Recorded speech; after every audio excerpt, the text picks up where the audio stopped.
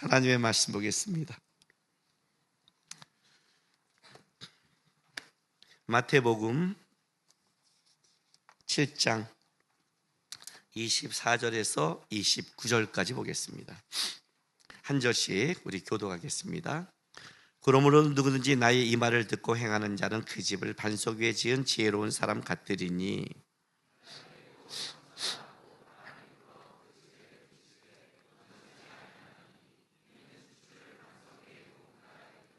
나의 이 말을 듣고 행하지 아니하는 자는 그 집을 모래 위에 지은 어리석은 사람 같으리니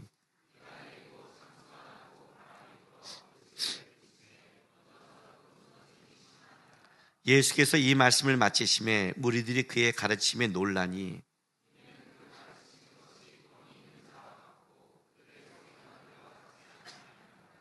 아멘. 오늘 이제 산상수훈 설교 마지막입니다. 마지막인데 총 45편을 했습니다. 산상수훈으로 가는 길 4편을 했고 산상수훈에 대해서 37편을 했고 이제 에필로그 4편에서 45편인데 중간에 뭐 절기 있고 뭐 있고 하다 보면 거의 1년 가까이 이제 산상수훈에 대해서 여러분한테 말씀을 전했습니다. 뭐 남는 건 있나요? 뭐가 남았을까요 이 안에? 들었구나. 산상수훈 끝났네. 이제 다음 뭐 할까? 들었고 좋네. 또 와서 목사님 이거 해주세요 하기 전에 뭐가 하나 끝났잖아요. 우리 여러분 뭐 공부 끝나면 책들이 하잖아요. 그렇죠? 뭐가 하나 끝나면 뭐가 남는 게 있어야 되잖아요. 뭐가 남았을까요? 왜냐하면 이게 굉장히 중요해요. 그 남는 게 진짜 여러분의 것이니까. 이런 예어가 있어요. 어떤 사람이 야 나는 교회 그렇게 오래 다녔고 그렇게 설교 들어도 내 안에 남는 게 하나도 없다 야. 그랬더니 그 옆에 있는 친구가 이렇게 말해줬어요. 야 나는 여태까지 밥을 30여 년 동안 계속 먹었는데 내 안에 밥이 하나도 안 남았다. 그런데 그 밥이 내 속에 들어가서 살이 되고 피가 돼서 나를 이렇게 자라게 한 거야. 밥이 남는 게 아니라 그래요. 그러니까 여러분에게 지금 내가 말하는 남는 것은 지식의 문제가 아닌 겁니다. 여러분이 만약 지식으로만 남는다면 여러분이 바리새인이 될 확률이 굉장히 높습니다. 그걸 말하는 게 아닙니다. 신앙이라는 것은 저도 수없이 말씀을 보고 수없이 왔지만 그렇게 공부한 것도 시간이 지나면 또 희미해지기도 해요. 그렇잖아요.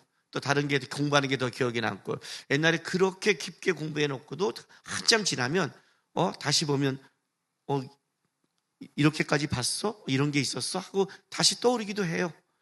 그걸 다 지식으로 남는 걸 말하는 게 아니에요.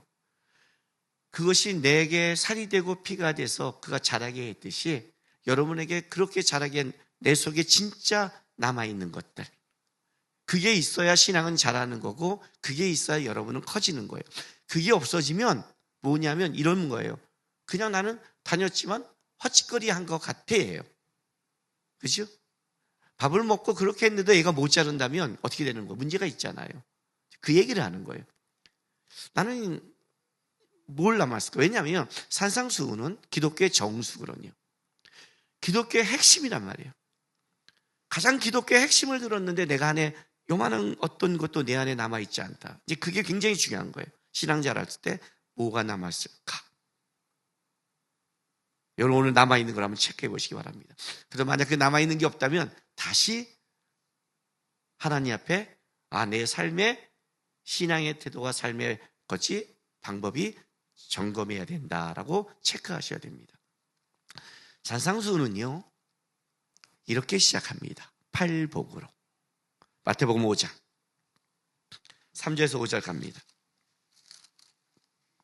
자, 심령이 가난한 자는 복이 있다. 왜냐하면 천국이 그들의 것이기 때문이다. 애통하는 자는 복이 있다. 왜냐하면 그들은 하나님의 위로를 받았기 때문이다. 온유한 자는 복이 있다. 왜냐하면 그들은 땅을 기업으로 받았기 때문이다 라고 했죠. 여기 이 단어가 그냥 내가 심령이 가난해서 그냥 천국을 받은 게 아니라 그러면 불교가 되고 기독교는 어떻게 시작한다? 하나님으로부터 시작한다. 내가 천국의 것을 받기 때문에 천국이 내 거이기 때문에 심령이 가난해졌다. 땅의 것이 이 땅의 것이 진짜 가치가 없구나. 사도 바울은 얼마나 천국을 깊게 체험했냐면 그는 3층까지 올라갔잖아요. 하나님에 대해서 얼마나 깊게 체험했냐면 우리가 지금 그렇게 바들바들 떨고 있고 못 놓고 있는 그 알량한 것을 뭘로 여겼어요? 배설물로 여겼어요. 여러분, 배설물 옆에 가는 사람 있어요? 내 배설물도 나는 안 가요. 그죠? 그건 더러운 거예요.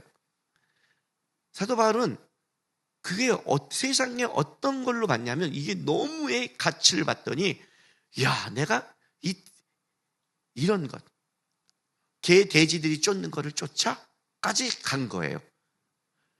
부자 청년은 예수를 못 보고 뭘 가는 거예요? 세상의 가치가 너무 큰 거예요. 그렇게 가는 거예요. 지금 이 얘기를 하는 거예요. 천국은 어떻게 시작해요? 나로 시작하지 않는다. 천국의 시작은 항상 어디로 시작해요? 하나님과 그의 나라가 나한테 오는 것으로 시작한다. 만약 우리가 왜 나는 그게 안 보이지? 내가 왜 그렇지? 내 신앙이 못 자랐지? 그러면 사실 이런 질문을 해봐야 돼요. 나의 시야와 신앙은 진짜 거기를 보고 있나? 바라보고 있나? 쳐다보고 있나? 이걸 먼저 점검하는 거예요. 하여튼 하나님의 나라는 하나님부터 시작한 거예요. 그리고 우리 안에 시작된 거죠. 그 시작이 어떻게 되냐면 이렇게 되는 거예요. 마태복음 5장.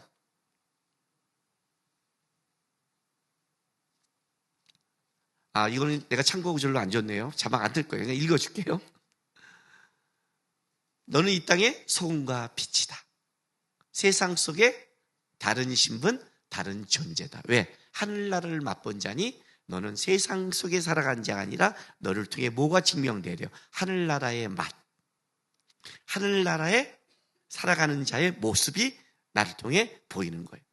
그러니까 여러분들이 만약에 세상에 나가 살아간다면 친구들 속에 그들은 모르지만 그리고 인정은 하지 않지만 다른 거예요. 얘는 다른 맛이 나요. 그걸 이렇게 말할게요. 다른 가치관, 다른 세계관을 갖고 살아가는 거예요. 다르게 보이는 거예요. 그게 이제 우리 안에 세상 속의 신분. 이거는 하나님으로부터 시작하는 거예요. 모든 신앙의 원리는 다 똑같아요. 출애굽기 12장 가보세요. 출애굽기 12장 40절에서 42절 말씀. 이스라엘 백성들을 드디어 애굽에서 430년 만에 하나님께서 끄집어내는 장면인데 그 장면을 기록하면서 이렇게 쓰고 있어요. 자, 40절부터 읽어줄게요.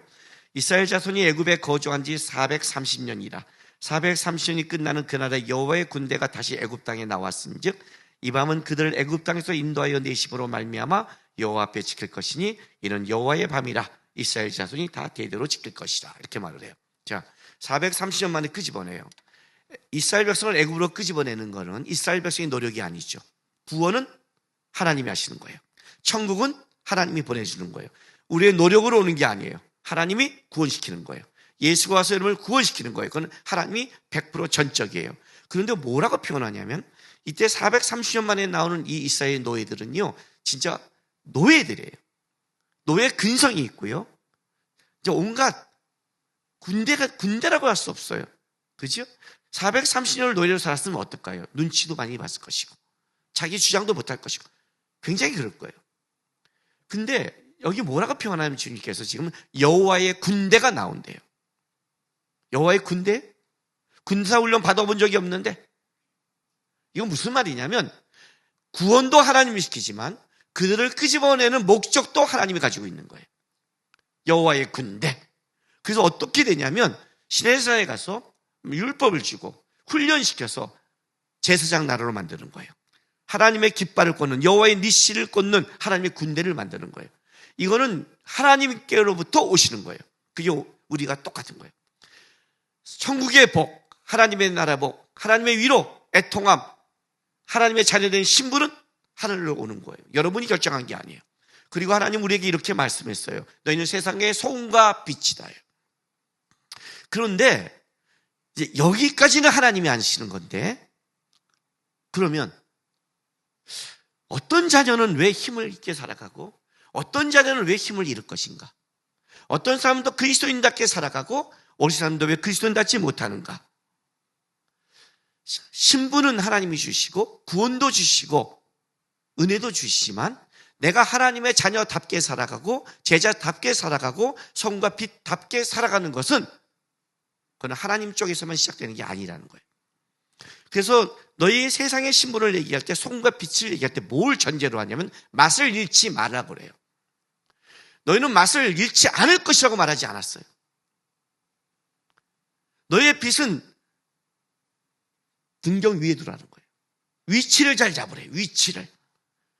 빛의 위치를 잘못 잡으면 너희의 빛이 드러나지 않을 거라고 얘기해요.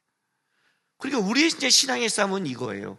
왜 나는 예수를 믿고 따라가는데 왜 나에게는 기쁨과 은혜와 힘과 왜 없을까요? 왜 어떤 자는 있을까요? 저 사람 특별히 은혜를 더 받아서? 저 사람 특별히 더 하나님이 사랑해서? 그러지 않아요, 여러분. 그러지 않아요. 자녀를 낳으면 다 귀해요. 우리 하나님의 하주인은 기질과 성격과 달란트가 180도 달라요. 이렇게 뭐 90도로 맞춰지지도 않았어. 얼마나 180도 다르냐면 24년 전인가? 지금 우리 하준이가 28이고 하람이가 30인데 한 3년 전 됐을 거예요. 하람이가 27, 하준이가 25살 때 둘이 한참 얘기를 하는 거예요. 오래간만에. 그러더니 하람이가 이런 말을 해요, 하준이한테. 너 그렇게 생각하고 살았니? 너 참 힘들겠다. 하준이가 어우 씨, 내가 얼마나 많이 얘기했는데 25년 만에 이제 알았다는 거야? 이해가 돼요? 25년을 한 집에 살았는데 동생이 어떤 기질과 성향을 모르는 거예요. 너무 190도 다르니까 180도 다른 거예요. 그러면 이제 우리 하람이가 이해한 것 같죠? 아니에요, 여러분. 동생이 그러니까 그렇다는 거를 이제 들은 것뿐이지 본질적으로 이해를 못해요. 왜? 기질이 아니고 몰라. 그러니까 결론이 이렇게 가요. 왜 쟤는 저기까지 생각하지? 쟤 피곤한 거 아니야? 이해가 돼요? 할 수가 없는 거예요. 한 뱃속에서 나왔어요. 그럼 저는 어떻게 봐요?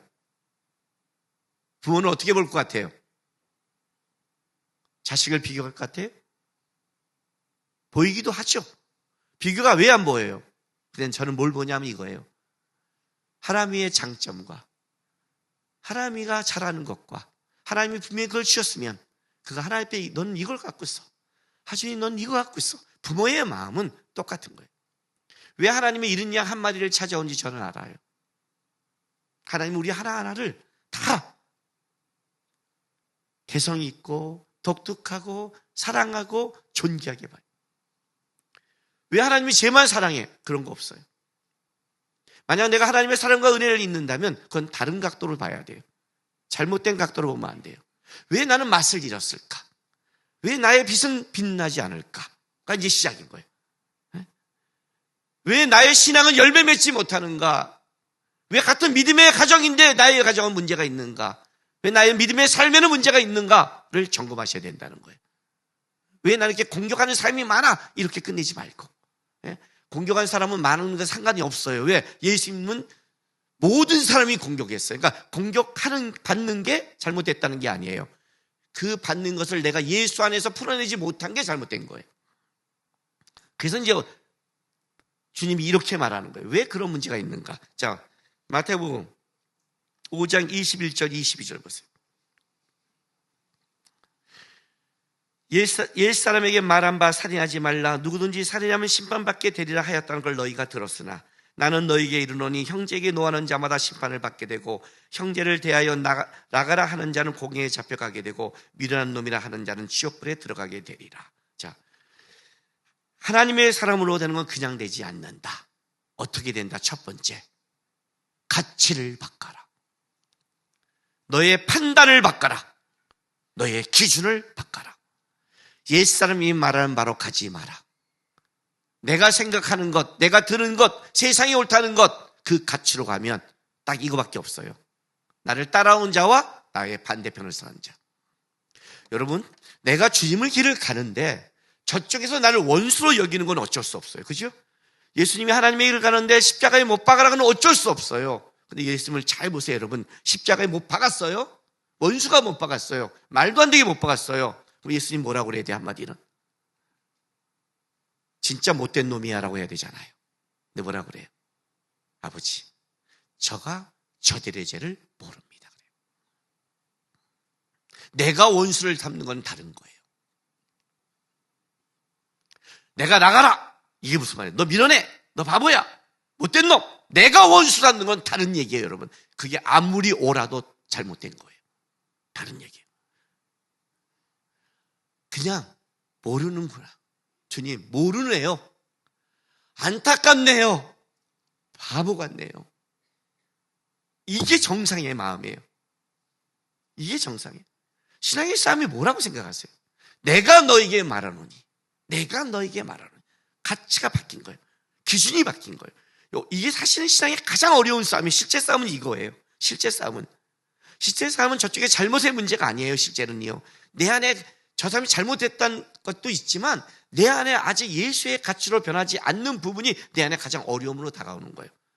내 안에 자꾸 사람의 미움이 생긴다? 내 안에 판단이 생긴다? 내 안에 원수가 자꾸 생긴다? 그거는 내 안에 아직 가치가 바뀌지 않았다.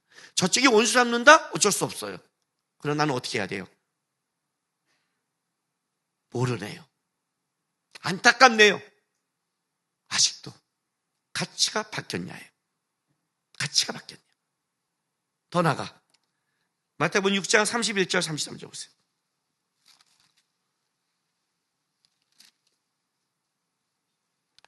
그러므로 염려하여 이르기를 무엇을 먹을까 무엇을 마실까 무엇을 입을까 하지 말라. 이는 다 이방인들이 구하는 것이라. 너희 하늘 아버지께서 이 모든 것이 너희에게 있어야 할 줄을 아시느니라.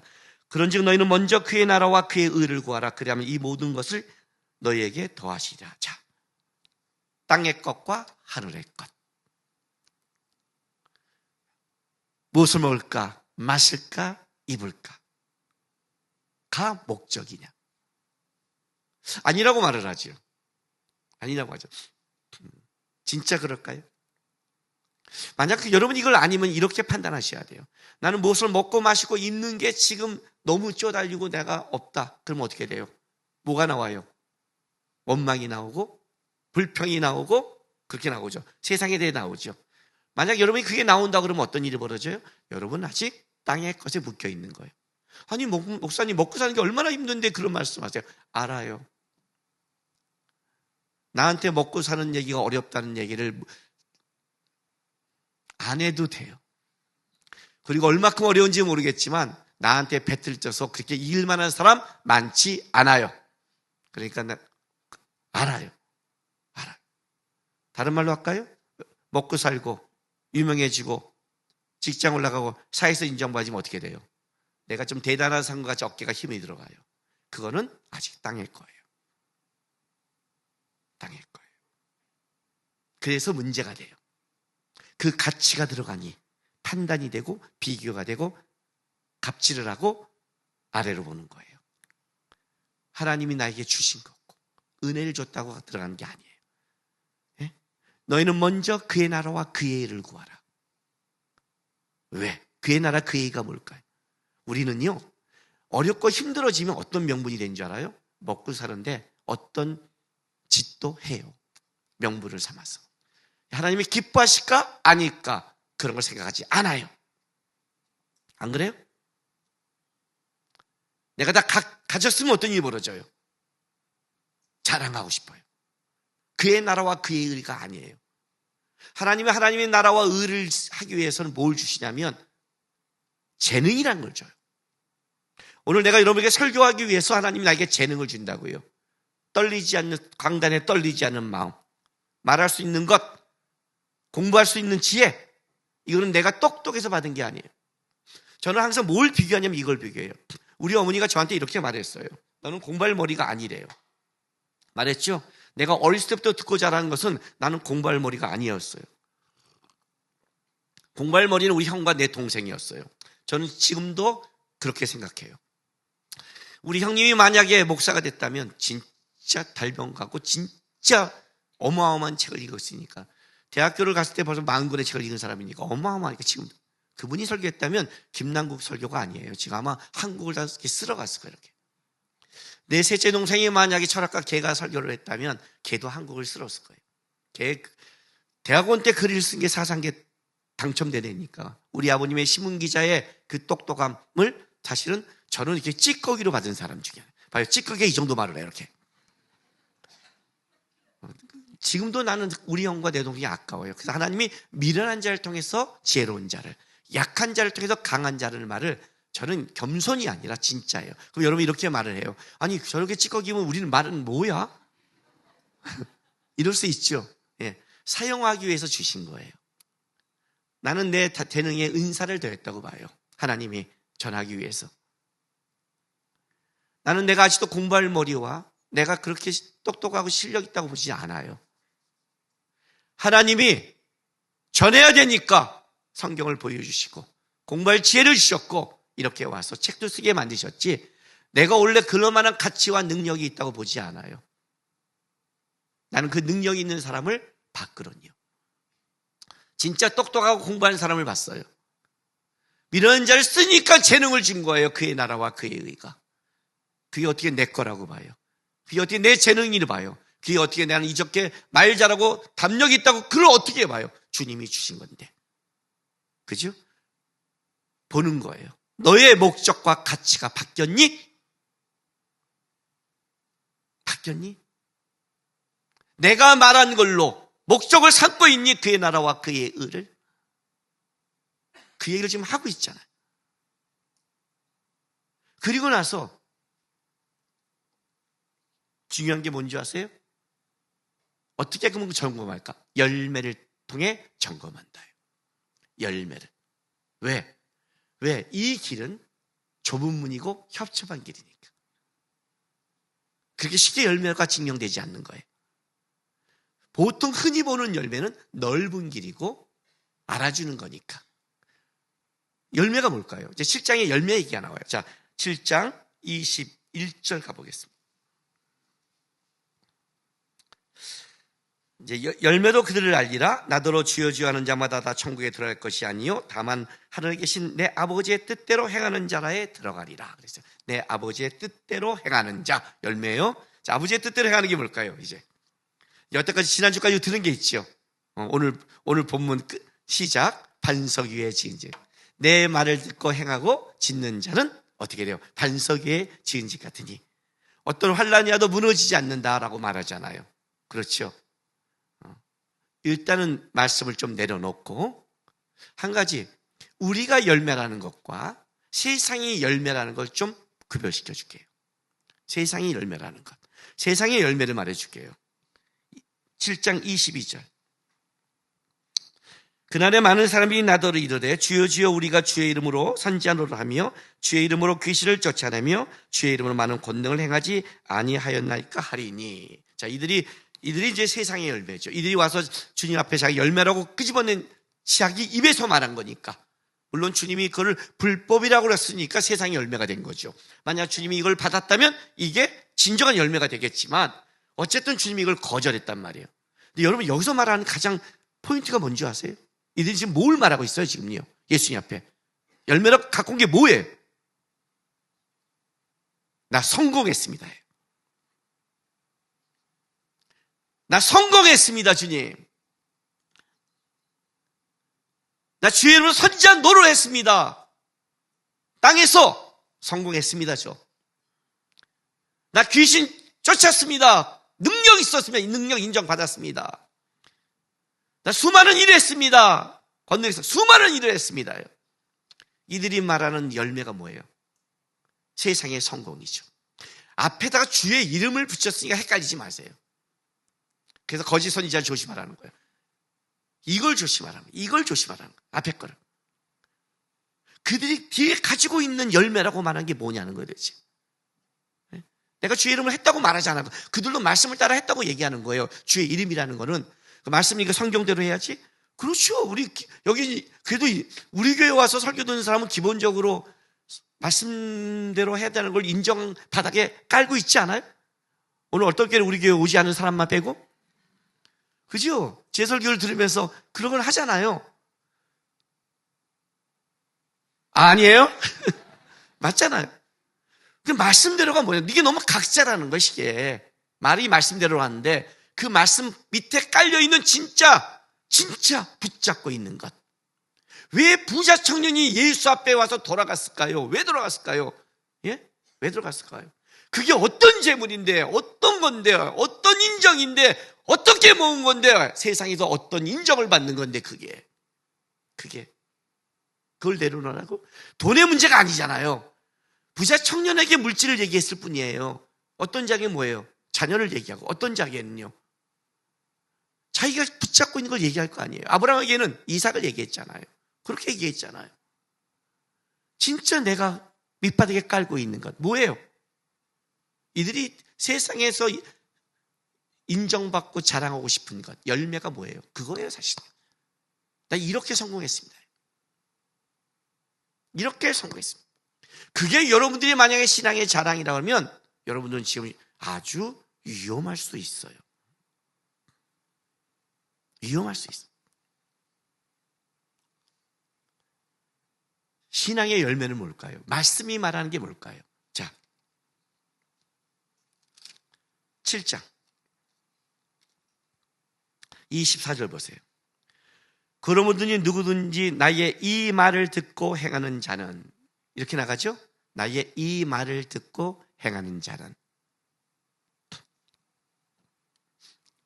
구약에 참 선지자와 거짓 선지자를 구별하는 기준이 하나 있어요. 참 선지자들은 다 이렇게 말을 해요. 하나님이 말씀하시되. 이게 꼭 있어야 돼요. 하나님이 말씀하시다. 옛날 개정판은 이렇게 나와요. 여호와가 가라사대. 요즘 이제 가라사대 소리는 안 쓰잖아요. 가라사대 그러면 애들이 가나다라고 헷갈리거든요. 무슨 말인지. 하나님이 말씀하시다. 그러니까 선지자란, 참 선지자란 자기 말을 하는 게 아니라 하나님의 말씀을 받고 전하는 자가 진짜 선지자예요.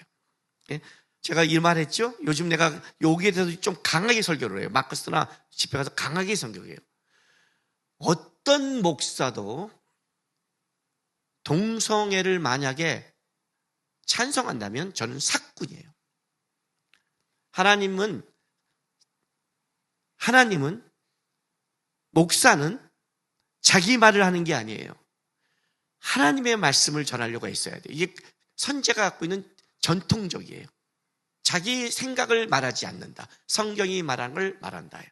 그럼 이제 그들도 성경을 말한다고 그러잖아요. 하나님이 동성애자를 사랑한대요. 이번에 동성애자 축복하는 사람이 있더라고요. 사랑한대요. 맞아요. 맞습니다. 그 말까지. 하나님은 동성애자를 사랑하십니다. 아셨어요? 동성애를 사랑하지는 않습니다. 하나님은 살인자를 사랑합니다. 그러나 살인을 인정하지 않습니다. 하나님은 어떤 죄인도 사랑합니다. 그러나 죄를 인정하지는 않습니다. 이건 구분시켜야 되는 거예요. 동성애자를 축복할 수 있어요. 하나님의 이름으로 기도해 줄 수 있어요. 동성애를 인정하면 달라지는 거예요. 여러분, 내가 오늘 성도들에게 축복을 해줘요. 그럼 여러분 성도들이 100% 하나님께 잘 살아요? 여러분 그렇게 말할 수 있어요? 여러분 죄 안 져요?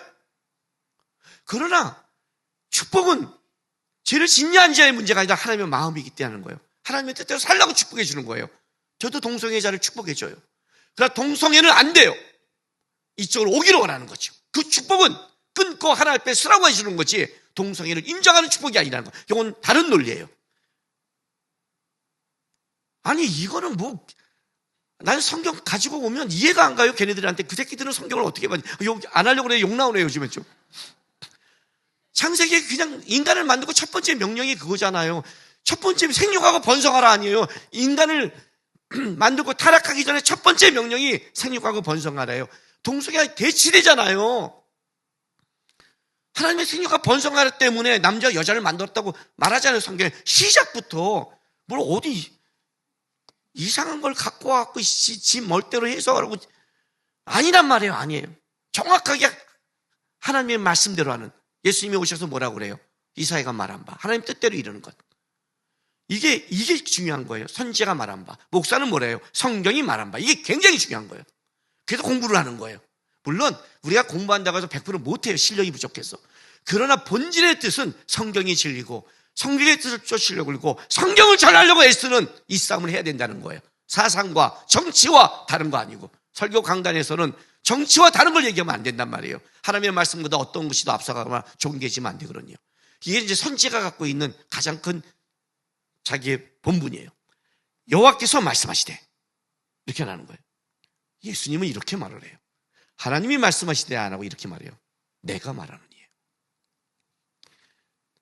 나의 이 말을 듣고 행하는 자는 다른 거예요. 하나님의 말씀을 가지고, 말씀이라고 그러잖아요. 우리는 우리의 말이 없잖아요. 하나님이 말하고 예수가 말한 거잖아요. 예수님 그렇게 말하지 않아요. 하나님이 말씀하신다. 이렇게 안 하고 내가 말하느니요. 내 말이 하나님의 말이에요. 본질적으로 달라요. 그래서 보세요. 7장 28절. 예수께서 이 말씀을 마치심에 무리들이 그의 가르침에 놀라니 이는 그 가르치는 것이 권위 있는 자 같고 그들이 서기관들과 같이 아니함 일러라. 이렇게 가요. 자, 28절 다시 읽어줄게요. 예수께서 이 말씀을 마치심에 무리들이 그의 가르침에 놀라니 이는 그 가르친 것이 권위 있는 자 같고 그래요. 이 산상수를 누가 가르쳤어요? 예수가 가르쳤어요. 그럼 이제 남는 게 뭐예요? 지식이요? 예수가 남아야 되는 거예요. 그 말씀을 전한 그 분이 남아야 돼요. 복의 열매는 예수예요. 여러분이 산상수를 다 듣고 나서 남아야 될 게 뭐냐면 예수님이 남아야 되는 거예요. 내 안에 예수가 커져야 되는 거예요. 내 신앙의 기준이 예수고 어떤 일에도 예수가 보이지 않는 신앙이라면 점검하셔야 돼요. 왜? 천국은 그렇게 시작됐으니까. 마태복음 3장 1, 2절. 그때 세례요한이 이르러 유대 광야에 전파하여 이르되 회개하라 천국이 가까이 왔느니라 하였으니, 그죠? 회개하라 천국이 가까이 왔다. 우리가 천국을 받기 때문에 심령이 가난해지고 천국의 위로를 받았기 때문에 내가 이 땅에 다른 사람을 위로할 수 있는 것처럼 회개하라 천국이 가까이. 세례요한이 이렇게 하셨어요. 그런데 여러분, 세례요한이 누구를 준비하는 자예요? 예수를 준비하는 자예요. 천국이 가까이 왔다는 건 뭐냐면 예수가 오신다는 뜻이에요. 그 말이 예수가 와야 천국인 거예요. 내 삶에 돈이 있어서 행복하고 돈이 있어 천국이 아니라 내 가정에 예수가 없으면 지옥이고 아무리 성대도 예수가 없으면 망하는 거고 예수와 함께하지 않는 건 다 문제가 되는 거예요. 내가 지금 어려워도 예수와 함께하면 그게 천국이 될 거고 다 바뀔 수 있는 거예요. 그게 바로 예수란 말이에요. 말했잖아요. 불가능을 가능케 하고 사망을 생명으로 바꾸는 그 중간에는 누가 있어요? 예수밖에 없어요. 이 역전은 예수밖에 못하는 거예요. 예수가 말했어요. 그런데 권위 있는 자 같네? 다르네?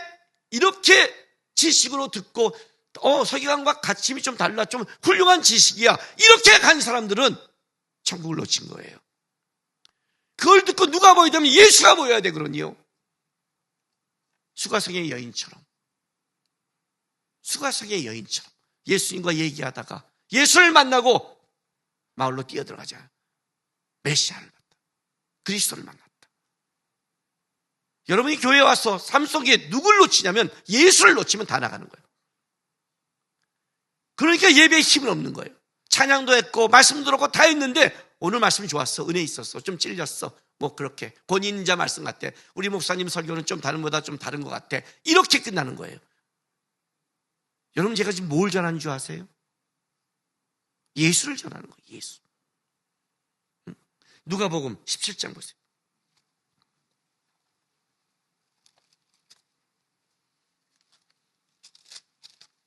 누가복음 17장 20절 21절.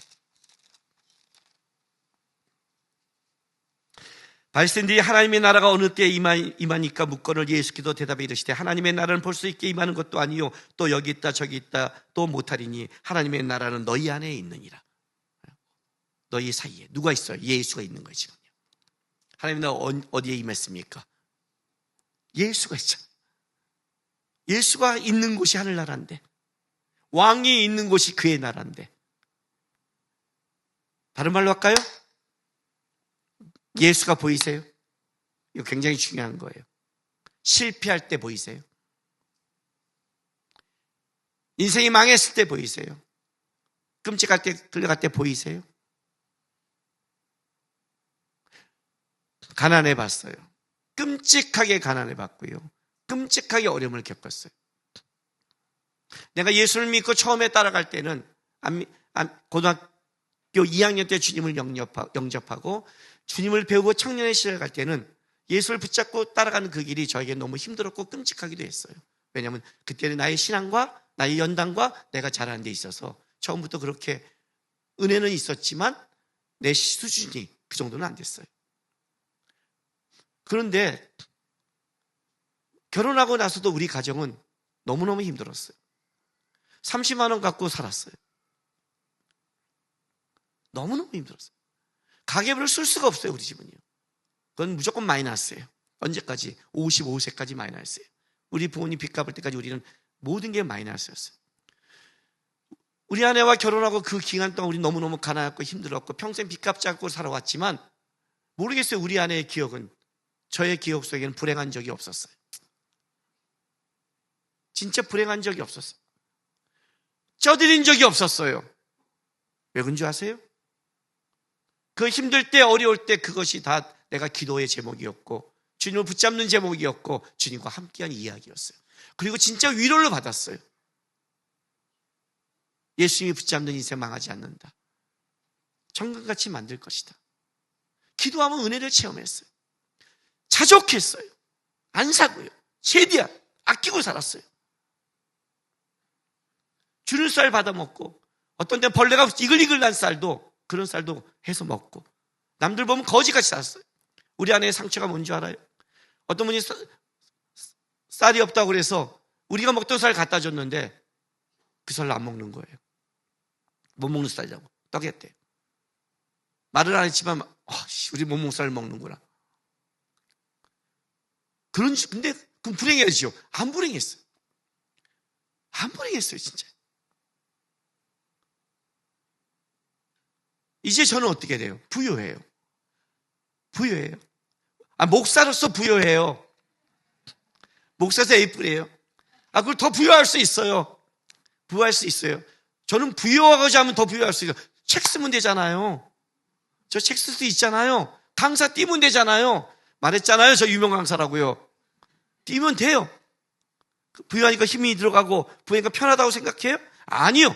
그렇지 않아요. 그렇지 않아요, 여러분. 그것 때문에 행복한 게 아니에요. 그것 때문에 행복한 게 아니에요. 제가 순간적으로 부유해졌을 때 어떻게 살아야 되지? 두려웠어요. 그때 주님이 저에게 해준 말씀이 있어요. 낭구가, 가난할 때가 너가 날 붙잡았잖아. 그 부유할 때도 날 붙잡으면 되잖아.